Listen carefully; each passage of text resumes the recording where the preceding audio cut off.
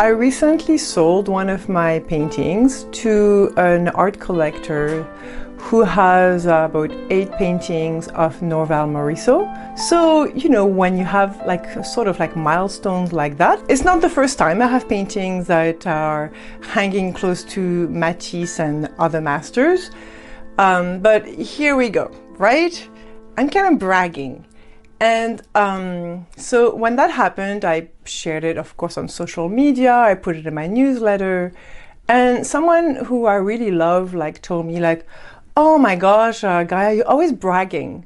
I had to think about that because I actually had to work on that. And what I've learned as an artist, but also as someone who appreciates art, is when I see art, I want to know about the artist and I want to know if they're successful. I want to know what they've done. I want to know where they've exhibited and what award they got and what publication they got. And I rejoice for them. I'm happy to see the success. Let's say I meet an artist when they're 25 and I follow them for 15 years and I see them selling a painting to art collectors who are carrying masterful pieces, then I'm happy for them.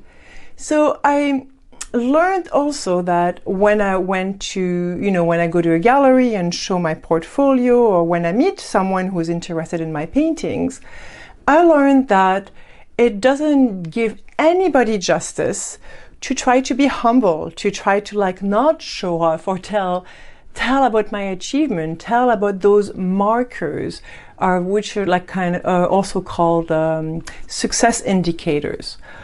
Okay, so to be honest, those success indicators, like the fact some of my paintings are close to those other masters and that kind of thing, and if I've been in this and that and got this award and exhibited in Paris or whatever, I know inside of myself that it means nothing. It doesn't make me a better person.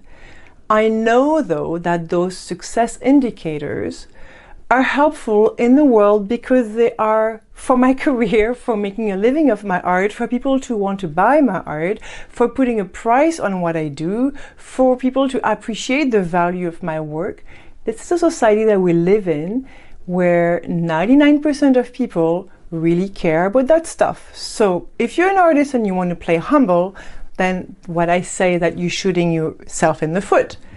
Now, is it really not being humble? Is it being narcissist and pretentious? I had to ask myself that question. When I see people who I really look up with, let's say I'm going to go big. I love Martin Luther King. You see his speech. He's not humble. He may be humble, but he's just all out. He's just whoa, actually, I put behind my painting of the Flourishing woman because look at her. She's taught me so much about this subject.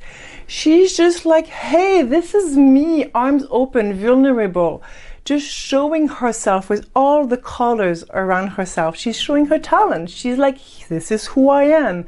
And she does it in the most just natural, grounded, beautiful way. Do we really want artists to shrink and show only half of who they are?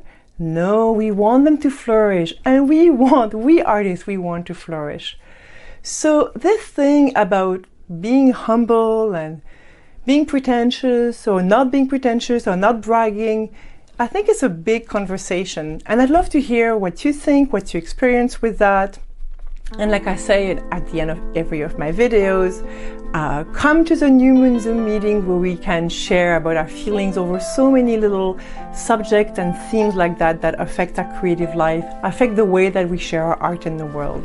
If you're on YouTube watching this, please subscribe, and I hope to see you soon.